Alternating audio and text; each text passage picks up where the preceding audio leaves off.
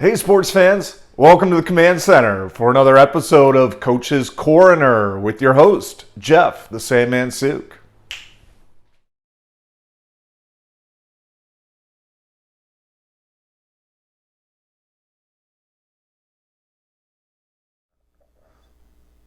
Welcome back. Well, what can I say? Divisional round was an emotional weekend of football.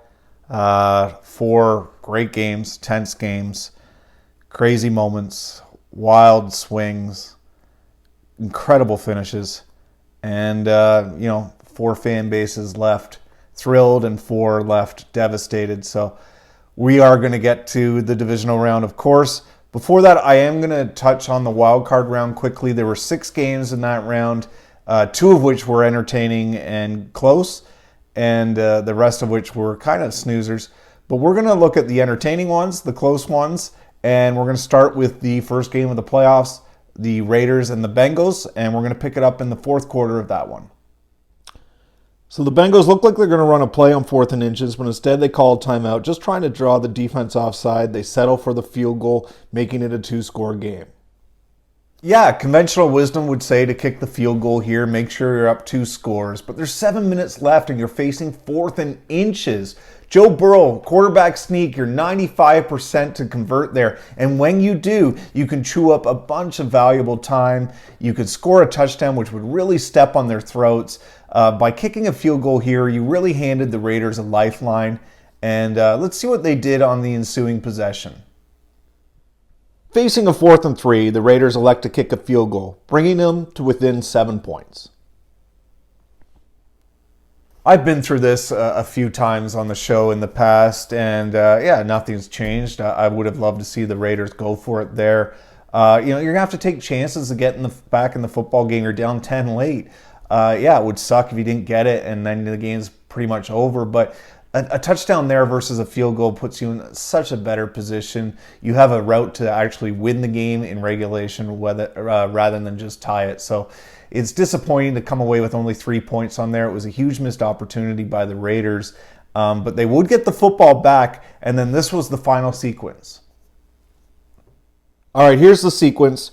Derek Carr, he's going to hit Zay Jones for a huge first down, bringing the Raiders to the 9-yard line. The Raiders, they decide to spike the football, even though there's 35 seconds and counting left. They are able to spike it with about 29 seconds left.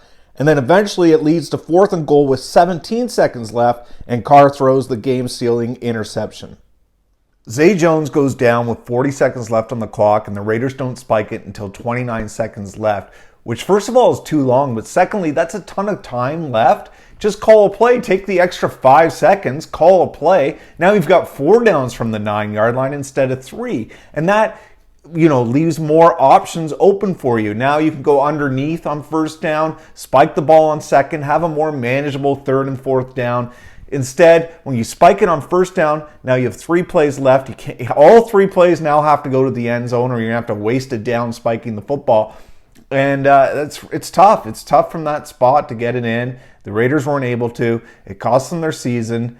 And that brings us to the 49ers-Cowboys game, which was another really exciting finish there. And we're going to start with Kyle Shanahan first. And he had a couple interesting decisions on 4th and short. So let's take a look there. 4th and 1, the Niners elect to take 3, extending their lead from 10 to 13 early in the second quarter. 4th and 1 here in the fourth quarter. They're 2 or 3 first downs away from winning the game, but they're just trying to draw the Cowboys off. They end up punting there. And then 4th and inches, they do the right thing, but a flag comes in and they're forced to punt again. I would have liked to seen Shanahan go for all those 4th and shorts. The first one, you have a chance to go up 3 scores early in the second quarter. The second one, you're 1 yard away from being 1 or 2 first downs away from winning the game, sealing the game with the ball in your hands. Instead, you give it back to them for free. And the Cowboys did get in striking distance. The third one, hey, they went for it like they should. But the penalty, then they had to punt, which was fine. So that was Shanahan's day. Let's look at McCarthy's day now. And we're going to pick this up early in the fourth quarter. What a bizarre sequence this is. Here we have 4th and 5, a clear go for it. But the Cowboys, they go for the fake punt, and somehow the Niners are surprised. They get a first down, but then they leave their special teams unit out there for 20 seconds. And then there's a bunch of confusion. Then the offense finally gets on the field, and by the time everything gets settled, guess what? Delay of game penalty against the Cowboys. Just a bizarre sequence. Yeah, I never like it when a team does a fake punt in a spot where it's obvious they should be going for it anyways. But hey, here it worked out. But why in the world are you leaving your special teams out there for 20 seconds? What are you trying to accomplish by doing that? And then, you end up with 1st and 15 instead of 1st and 10. And that leads to this 4th down. Facing a 4th and 7, the Cowboys elect to kick the field goal, decreasing their deficit from 16 to 13. I'm going to go ahead and agree with Mike McCarthy on this decision. 16 points is a 2-possession game, and that's not a path you want to give up on easily, but 4th and 7 is a tough distance there. Kicking 3 gets you within 13. Now 2 touchdowns gives you the lead, potentially gives you the win. So now you've created a path to win the game as opposed to one that just ties the game. So there are some positives to kicking a field goal here. If it's 4th and 3, 4th and 2, for sure, go for it. Try and go, keep it to the 2-possession game philosophy. But field goal there is fine. So that takes us to the final play of the game. This ends up being the final play of the game as the Cowboys just aren't able to spike the football in time. I didn't show the end of the play. I think you know how it ends. The ref kind of gets in the way. They aren't able to spike the football in time. Mike McCarthy, he blamed it on the refs, and then he said that Dak was supposed to slide down at the 30-yard line. I don't think it was the refs' fault at all. As for Dak sliding at the 30, so if he slides down at the 30, for sure they're probably going to spike the football and get that final play 10 yards closer. But from the 40-yard line with 14 seconds left, you probably have 2 cracks at it, provided the first, doesn't get you the touchdown or isn't a turnover. So you probably have 2 cracks at it from the 40, whereas you at best you have 1 crack at it from the 30 or 25-yard line at best. And as it turned out, you didn't even get that. So, I'm taking my chances with 2 cracks from the 40-yard line and not even bothering with that. Just go to the end zone right then and there. That was a big mistake by McCarthy, of course, but he didn't really own up to it, not surprisingly. Somehow he still has a job, though. So that is going to take us into divisional weekend, and as I alluded to earlier, it was an incredible weekend of football. I don't want to besmirch the Saturday games. They were tense, they were interesting, down to the wire, nail biters. But there just wasn't a lot of deadly coaching decisions or really that many interesting decisions. I will say that the Titans and the Packers both had punts in there that I wasn't a huge fan of, but I'm not even going to bother with those. I'm just going to get to the Sunday games because let's be honest, the Sunday games were incredible. The Rams, Bucks, and the Bills, Chiefs were just unforgettable football games, and they were also filled with tons of interesting choices by the coaches, and some bad ones in there too, for sure. So let's start with the Rams and the Bucks, and we're going to take a look at Sean McVay electing to kick a field goal. This is early in the second quarter.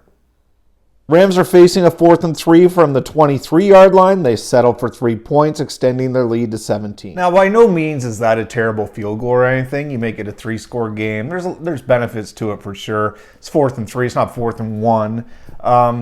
But, it just feels like McVay's been lacking the killer instinct in some of these games lately. You had the Week 18 game against the Niners, couldn't quite put him away. Then you had this game against the Bucks, and there's actually a similar play that he has in both of those games that I want to show you now. Back in Week 18, the Rams were 7 yards away from sealing this victory, but instead ran a very conservative run, giving the ball back to the Niners. Very similar here, 3rd and 11. The Rams run a very conservative play call there, just setting up for the field goal.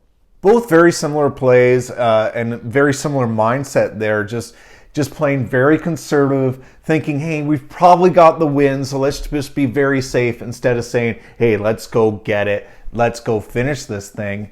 And in both situations, it did let the opposing team back into the football game.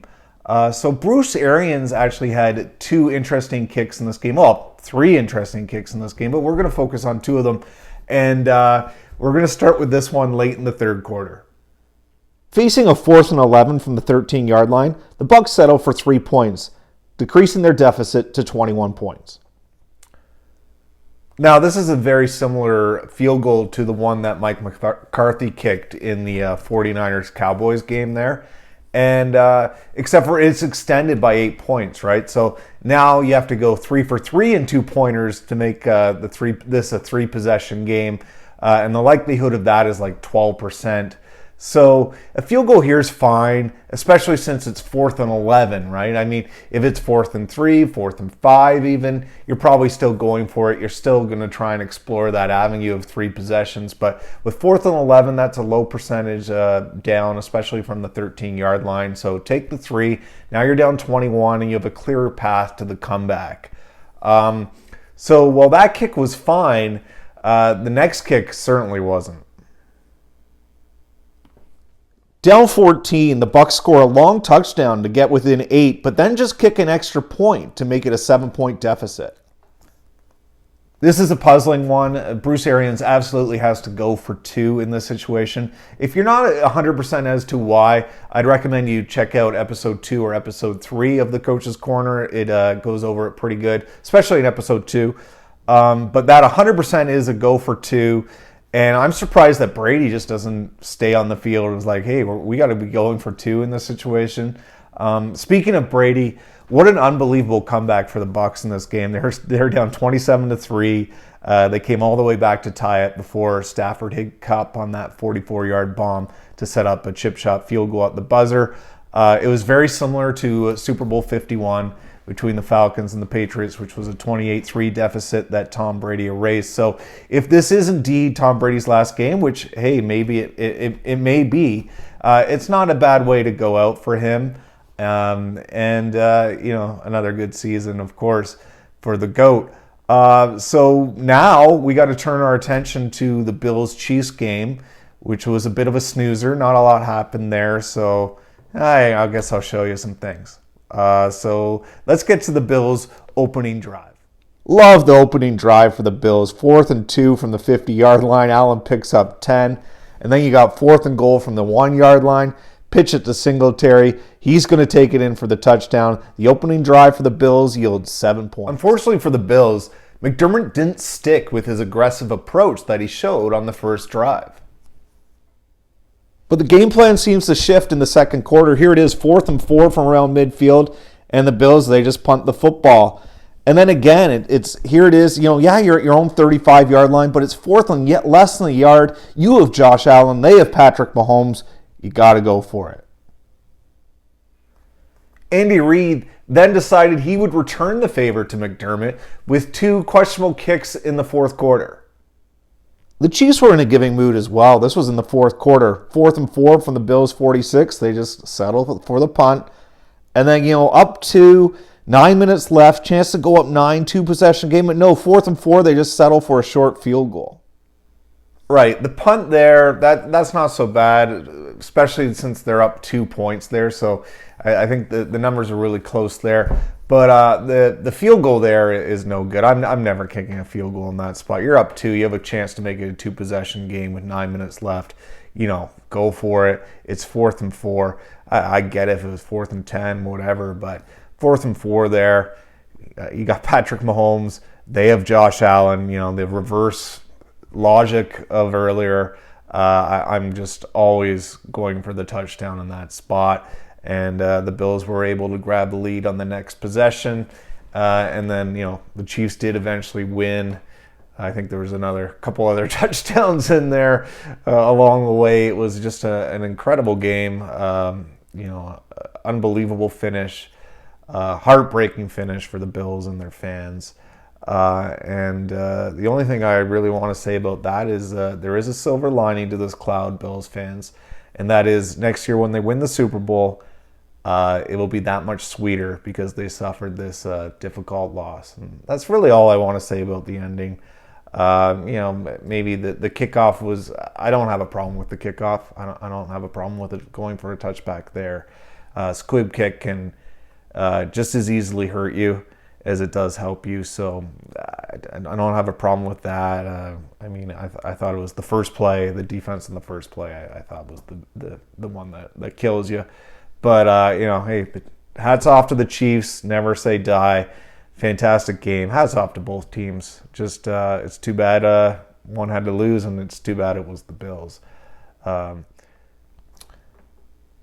before I conclude the episode, I want to revisit the Week 18 49ers-Rams game because the 49ers needed a win or a tie to make the playoffs in that game. And it was an unbelievable comeback that they pulled off. And I just want to show you this to just show you how unbelievable it is that they're, in this position playing the Rams once again. So let's take a look.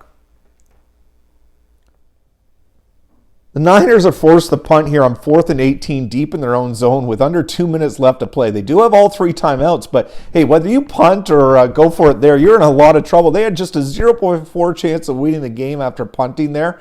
Even more incredibly, they had the lowest minimum win probability of any team to eventually win a game in the Next Gen Stats era, and that includes the aforementioned Super Bowl 51 when the Patriots eventually beat the Falcons. That's just incredible. Just remarkable that the Niners are 1 win away from the Super Bowl, given the hole that they were in just to make the playoffs. Incredible story. We'll see if the Rams can put them away this time or if the Niners will escape again. The Bengals-Chiefs should be entertaining as well. So I hope you guys enjoy Championship Sunday. That's all I got for you today. Take care.